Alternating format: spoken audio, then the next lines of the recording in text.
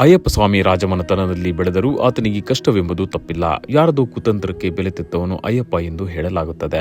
ಎಷ್ಟೇ ಕಷ್ಟಗಳು ಎದುರಾದರೂ ನಗುವಿನಿಂದಲೇ ಎಲ್ಲರನ್ನೂ ಗೆದ್ದವನು ಅಯ್ಯಪ್ಪ ಸ್ವಾಮಿ. ಅಯ್ಯಪ್ಪ ಸ್ವಾಮಿಯಿಂದ ನಾವು ಕಲಿಯಬೇಕಾದ ಜೀವನದ ಪಾಠಗಳು ಏನು ಎಂಬುದನ್ನು ಈಗ ತಿಳಿಯೋಣ. ಅಯ್ಯಪ್ಪ ಸ್ವಾಮಿಯು ವಿಷ್ಣು ಮತ್ತು ಶಿವನ ಸಂಯೋಗದಿಂದ ಜನಿಸಿದವನು. ಹೀಗಾಗಿ ಅಯ್ಯಪ್ಪ ಸ್ವಾಮಿಯನ್ನು ಹರ ಸುತನೆಂದು ಕರೆಯಲಾಗುತ್ತದೆ. ಹರಿ ಎಂದರೆ ವಿಷ್ಣು, ಹರ ಎಂದರೆ ಶಿವ. ಇವರನ್ನು ಪಂದಳಂ ಕಂದ, ಮಣಿಕಂಠ ಎನ್ನುವ ಇತರೆ ಹೆಸರುಗಳಿಂದ ಕರೆಯಲಾಗುತ್ತದೆ. ಮಣಿಕಂಠ ಬೆಳೆದು ದೊಡ್ಡವನಾದ ಬಳಿಕ ಧರ್ಮದ ರಕ್ಷಣೆಗಾಗಿ ಶಬರಿಮಲೆ ಸನ್ನಿಧಾನದಲ್ಲಿ ನೆಲೆಸುತ್ತಾನೆ.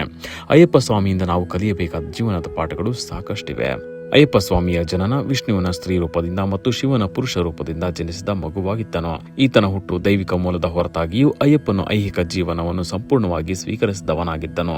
ಒಬ್ಬನ ನಿಜವಾದ ಉದಾತ್ತತೆ ಹುಟ್ಟಿನಲ್ಲಿಲ್ಲ, ಬದಲಾಗಿ ನಮ್ರತೆ ಮತ್ತು ಸಮರ್ಪಣೆಯೊಂದಿಗೆ ಒಬ್ಬನ ಧಾರ್ಮಿಕ ಉದ್ದೇಶವನ್ನು ಪೂರೈಸುವಲ್ಲಿ ಅಡಗಿದೆ ಎಂಬುದನ್ನು ಅಯ್ಯಪ್ಪನ ಜನನ ಹಿಂದಿನ ರಹಸ್ಯ. ನಿಜವಾದ ದೈವತ್ವವು ಇನ್ನೊಬ್ಬರ ಮೇಲೆ ಪ್ರತೀಕಾರವನ್ನು ತೀರಿಸಿಕೊಳ್ಳುವುದರಲ್ಲಿ ಇರುವುದಿಲ್ಲ, ಕರುಣೆಯಲ್ಲಿ ಅಡಗಿದೆ ಎಂದು ತೋರಿಸುತ್ತದೆ. ನಮಗೆ ಕೆಡುಕನ್ನು ಮಾಡುವವರು ಕೂಡ ನಮ್ಮದು ಯಾವುದೋ ಒಂದು ದೊಡ್ಡ ಉದ್ದೇಶ ಅಥವಾ ಗುರಿ ಪೂರೈಸುವ ಮಾರ್ಗದಲ್ಲಿ ಸಾಧನವಾಗಿ ನಮಗೆ ಸಿಗಬಹುದು ಎಂಬುದನ್ನು ಅರ್ಥ ಮಾಡಿಸುತ್ತದೆ. ತಾಯಿಗಾಗಿ ಹುಲಿ ಹಾಲನ್ನು ತರಲು ಕಾಡಿಗೆ ತೆರಳಿದ್ದ ಅಯ್ಯಪ್ಪ ಅಪಾರ ಗುರಿ ಸಾಧನೆಯೊಂದಿಗೆ ಹುಲಿಯನ್ನೇರಿ ಮರಳಿ ತನ್ನ ರಾಜ್ಯಕ್ಕೆ ಬರುತ್ತಾನೆ. ಇಲ್ಲಿ ಅಯ್ಯಪ್ಪ ಭೂಮಿಯಲ್ಲಿ ಜನಿಸಿರುವುದರ ಹಿಂದಿನ ಗುರಿ ಪೂರ್ಣಗೊಳ್ಳುತ್ತದೆ.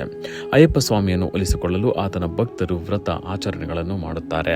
ಬರಿಗಾಲಿನಲ್ಲಿ ಕಲ್ಲು ಮುಳ್ಳಿನ ಹಾದಿಯಲ್ಲಿ ನಡೆದು ಅಯ್ಯಪ್ಪನ ದರ್ಶನವನ್ನು ಮಾಡುತ್ತಾರೆ. ಇಂತಹ ವ್ರತವನ್ನು ಭಕ್ತರು ಇನ್ನಾವುದೇ ದೇವರು ಅಥವಾ ದೇವತೆಗಳಿಗೆ ಮಾಡುವುದಿಲ್ಲ. ಇಂತಹ ಕಠಿಣ ವ್ರತವು ಭಕ್ತರಲ್ಲಿ ಆಧ್ಯಾತ್ಮಿಕ ಪ್ರಗತಿಗೆ ಅವಶ್ಯಕವಾದ ಶಿಸ್ತಿನ ಜೀವನವನ್ನು ಕಲಿಸುತ್ತದೆ. ತ್ಯಾಗ ಮತ್ತು ನಿರಂತರವಾದ ಪ್ರಯತ್ನ ಯಾಕೆ ಅಗತ್ಯ ಎಂಬುದನ್ನು ವಿವರಿಸುತ್ತದೆ.